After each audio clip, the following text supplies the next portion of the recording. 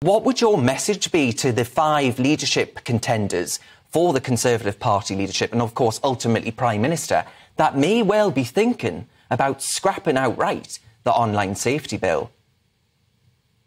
Well, at least one of the candidates, Penny Mordaunt, has made it clear that that's not her intention should she be the successful candidate.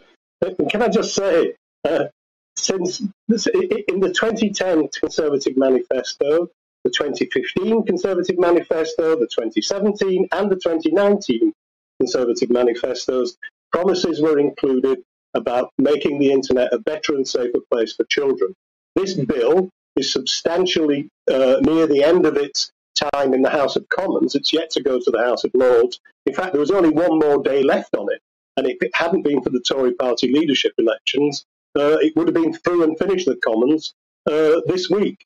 So, but the truth is, it may not be much of a delay, because if it was only going to start in the Lords on the 9th of September.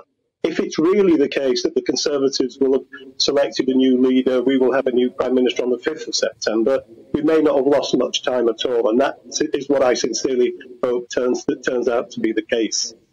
OK, so Toby, turning to you now, you have written about this time and time again, saying that you've got really serious concerns around the free speech implications of this bill. Could you just set out what they are and then address the point made by John on the fact that this bill actually seeks to protect children? Yeah, Darren, to John's point, I don't think anyone who's been campaigning against this bill because of their concerns about free speech is concerned about those aspects of the bill designed to protect children from harm. I think everyone on both sides of this argument accept that something needs to be done to strengthen the protections for children and to make sure they're not exposed to harmful content. The problem I have with the bill is that it goes far beyond that. And in particular, it seeks to protect adults from legal but harmful content.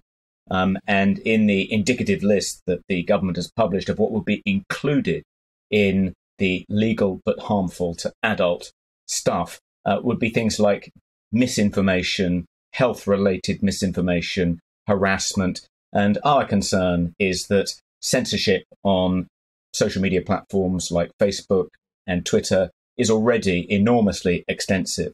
And we see again and again those platforms using their anti-misinformation and anti-harassment policies to stifle legitimate subjects of public debate. I can't tell you how often, Darren, gender-critical feminists have contacted the Free Speech Union to say that they've been banned from Facebook or Twitter because they simply said that they disagree that trans women are women, or that trans women should have access to women's refuges or be able to compete against women in women's sports. That is often classified as harassment or Facebook or hate speech by Twitter in particular. And we don't want to see the government empowering social media platforms to become even more censorious and even more energetic enforcers of what has effectively become progressive dogma. That's the really worrying stuff about this bill. If we can take that out, then I'm sure many of us wouldn't object to it coming back in the autumn.